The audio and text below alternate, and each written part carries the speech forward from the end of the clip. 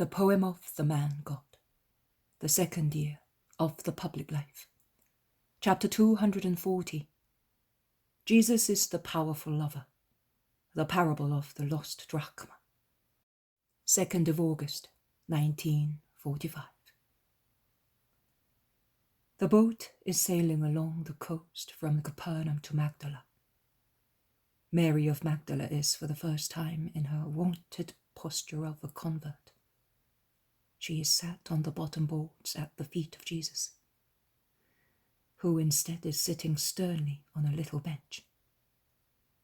The Magdalene's face is today quite different from what it looked like yesterday. It is not yet the radiant countenance of the Magdalene running to meet her Jesus every time he goes to Bethany, but it is already free from fear and terror, and her eyes, which were as downcast as they had previously been impudent, are now serious but confident, and in her dignified gravity there is now and again a sparkle of delight when she listens to Jesus speaking to the apostles or to his mother and Martha. They are talking of the kindness of Porphyria, who is so simple and loving, of the hearty reception of Salome, and of Bartholomew's and Philip's women.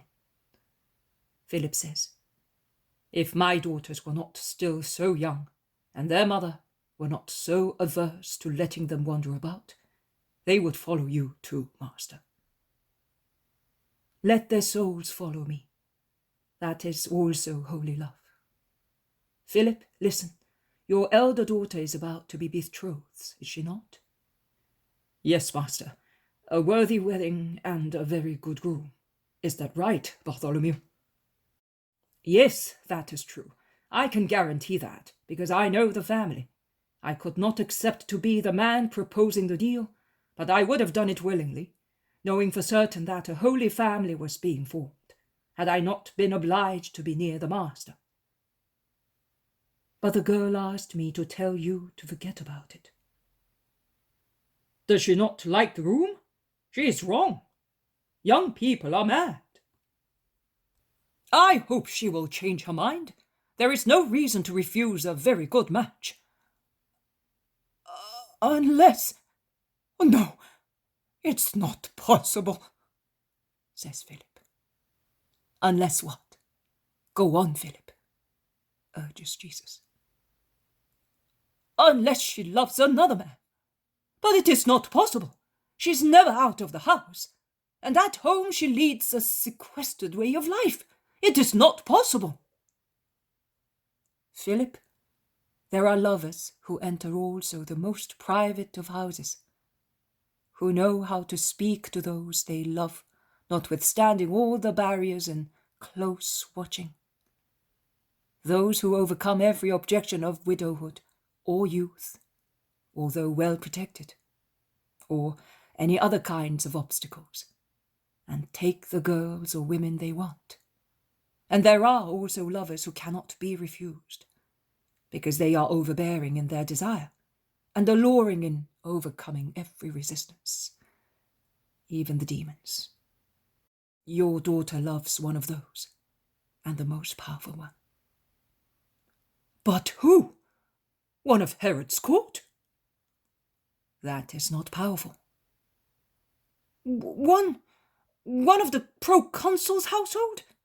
A Roman patrician? I will never allow that. The pure blood of Israel will have no contact with impure blood, even if I should kill my daughter. Don't smile, Master. I am in agony.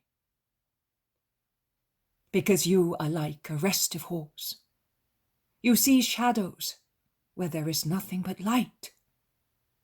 Do not be upset. Also, the proconsul is but a servant, and his patrician friends are servants, and Caesar is a servant. You must be joking, Master. You wanted to frighten me. There is no one greater than Caesar, and there is no greater master than he is. I am, Philip. You? You want to marry my daughter? No, her soul. I am the lover who enters the most secluded houses, and hearts locked with 7 keys. It is I who know how to speak notwithstanding barriers and close watching. It is I who demolish obstacles and take what I want to take. Pure people and sinners, virgins and widowers, people free from vices and slaves of vices. And I give everyone a new, unique, regenerated, beatified, eternally young soul. My wedding. And no one can refuse to give me my kind praise. No father, no mother, no children, not even Satan. Whether I speak to the soul of a young girl like your daughter, or to the soul of a sinner immersed in sin and held by Satan with 7 chains, that soul will come to me, and no one or nothing can snatch it from me. No wealth, power, or joy of the world can give the perfect delight that those enjoy who get married to my poverty, to my mortification. They are bare of all poor wealth, and clad with all celestial good. They are cheerful with the serenity of belonging to God alone. They are the masters of the earth and of heaven. They dominate the former and conquer the latter. But that never happened in our law, exclaims Bartholomew. Divest yourself of the old man, Nathaniel. When I saw you for the first time, I greeted you, saying that you were a perfect Israelite without guile. But be now of Christ, not of Israel, and be so without deception and without ties. Clothe yourself with this new mentality. Otherwise, you will not be able to understand the many beautiful aspects of the redemption that I came to bring to all mankind. Philip intervened, saying, And you say that my daughter has been called by you. And what will she do now? I will certainly not oppose her, but I wish to know, also to help her, in what her call consists. In bringing the lilies of a virginal love into the garden of Christ.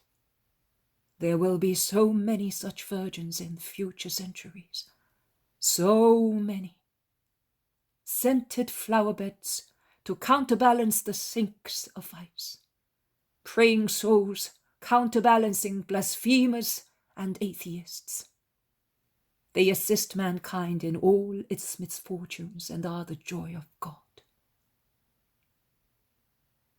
Mary of Magdala moves her lips to ask a question, and in doing so, she still blushes, but she looks freer and easier than in past days. And we, the ruins that you are building up, what shall we become? What your virgin sisters are. Oh, it cannot be.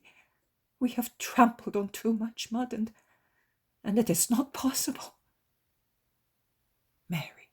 Mary, Jesus never forgives by halves. He told you that he had forgiven you. And so it is. You and all those who sinned like you, and whom my love forgives and weds, will smell sweet, will pray, love, and comfort. As you are aware of evil and capable of curing it wherever it is, your souls are martyrs in the eyes of God. You are therefore as dear as virgins. Martyrs? In what, Master? Against yourselves and recollections of your past, and through thirst for love and expiation. Must I believe that? The Magdalene looks at everybody in the boat, asking them to confirm her rising hope. Ask Simon. I spoke of you and of sinners in general in a starry night in your garden. And all your brothers can tell you whether my voice has sung the wonders of mercy and of conversion for all those who have been redeemed. Also, the boy has spoken to me about it in his angelical voice. I came back from his lesson with a refreshed soul. He made me understand you better than my sister did, so much so that I felt more confident in having to face Magdala. Now, after what you told me, I feel my strength growing. I scandalize the world, but I swear to you, my lord, that the world looking at me now will understand what your power is like. Jesus lays his hand on her head for a moment, while the Most Holy Virgin smiles at her as only she can smile, heavenly. There is Magdala, lying on the coast of the lake, with the riding sun in front of it, and Mount Arbella behind it, protecting it from winds, and the narrow, wild, steep, rocky valley through which a little torrent flows into the lake. The steep coast extends westwards, a beautiful, charming, austere sight. "Master!" shouts John from the other boat. "There is the valley of our retreat!" And his face shines as if the sun were burning within him. "Yes, our valley. You have recognized it." "It is impossible to forget the places where we became acquainted with God," replies John. "In that case, I will always remember this lake, because it was here that I met you. Do you know, Martha, that one morning I saw the master here?" "Yes, and we nearly all went to the bottom, both you and we. Woman, I can assure you that your oarsmen were not worth a farthing," says Peter, who was manoeuvring to get ashore. Neither the oarsmen nor those with them were worth anything. But it was the first time we met, and that is of great worth. Then I saw you upon the mountain, then at Magdala, and later at Capernaum. And every time we met, so many chains were broken. But Capernaum was the best place. You freed me there. They land where the others have already come off the other boat. They enter the town. The simple or malicious curiosity of the Magdala people must be a torture for the Magdalene. But she bears it heroically, following the master who is walking ahead, among his disciples, while the women are behind them. There is much whispering and irony. All those who formerly feigned to respect Mary for fear of reprisals, while she was the overbearing mistress of Magdala, now that they see her humble and chaste, and realize she has parted for good from her powerful friends, they take the liberty of insulting and reviling her. Martha, who is suffering as much as she is, asks, "Do you wish to go home?" "No, I'm not leaving the master, and I'm not inviting him to my house until it is purified and every trace of the past has been removed." "But you're suffering, sister." "I deserved it." And she must be really suffering. Her flushed face is beaded with sweat, not due to the warm weather. They cross the whole of Magdala, going towards the poor quarters as far as the house where they stopped the last time. The woman is dumbfounded when looking up from her washboard to see who is greeting her. She finds Jesus facing her along with the well-known Lady of Magdala, who is no longer pompously dressed and adorned with jewels. On the contrary, she is wearing a light linen veil, a periwinkle violet dress, which is high-necked and certainly does not belong to her because it is too tight and has been adapted for her. She is enveloped in a heavy mantle, which must be a torture in that warm weather. Will you allow me to remain in your house and speak to those who are following me? That is to the whole of Magdala, because the whole population has followed the apostolic group. Why ask me, my lord? My house is yours.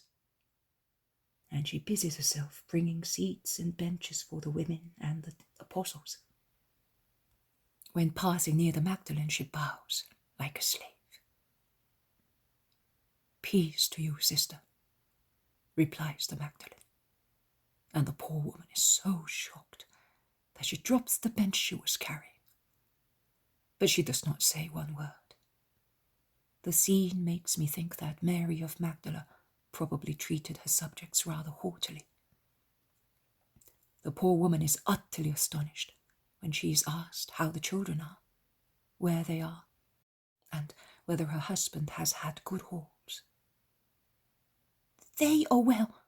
They are at school with my mother. The little one is sleeping in his cradle. My husband has had good catches of fish and will bring you the tides due to you. That is no longer necessary. Use them for the children. Can I see the baby? Come. People have crowded the street. Jesus begins to speak. A woman had 10 drachmas in her purse, but she made a movement, and the purse fell from her breast. It opened, and the coins rolled on the floor. She picked them up with the help of her next-door neighbors who were with her, and she counted them. They were only 9. The 10th could not be found. As it was almost evening and it was getting dark, the woman lit a lamp, placed it on the floor, and she began to sweep the floor with a broom to see whether it had rolled far from the spot where it had fallen. But the drachma could not be found. Her friends left her, as they were tired searching for it. The woman then shifted a heavy chest, a cabinet, and she removed amphoras and pitchers from a niche in the wall. But the drachma could not be found. She then began to crawl on all fours and searched in the sweepings, piled up against the floor, in case the drachma had rolled out of the house and become mixed with the vegetable refuse. And at last she found the drachma, which was soiled and almost buried under the sweepings. The jubilant woman picked it up, washed it, and dried it. It was now more beautiful than beforehand. And she showed it to her neighbors, whom she called again at the top of her voice, those who had gone away after helping her in the early search. And she said to them, "Here you are, see? You advised me not to bother any more, but I insisted, and I found the lost drachma. Rejoice, therefore, with me, because I have not suffered the loss of one of my treasures. Also your master, and his apostles as well, behave like the woman of the parable. He knows that a movement may cause a treasure to fall. Every soul is a treasure, and Satan, who hates God, provokes false movements to make poor souls fall. There are some who, in falling, stop near the purse. That is, they do not go too far from the law of God, who gathers them and protects them by means of his commandments. Some go farther away. That is, they go farther away from God and his law. Some, finally, roll as far as the sweepings, dirt and mud. And they would end up by burning in the eternal fire, as rubbish is burnt in suitable places. The master knows, and he looks untiringly for lost coins. He looks for them everywhere, with love. They are his treasures, and he never tires, and he loathes nothing. He rummages, searches, shifts, sweeps, until he finds what he is looking for. And once he has found it, he washes the recovered souls with his forgiveness and calls all his friends. The whole paradise and all the good people of the earth, and says to them, "Rejoice with me, because I have found what is lost, and it is now more beautiful than beforehand, because my forgiveness has made it new.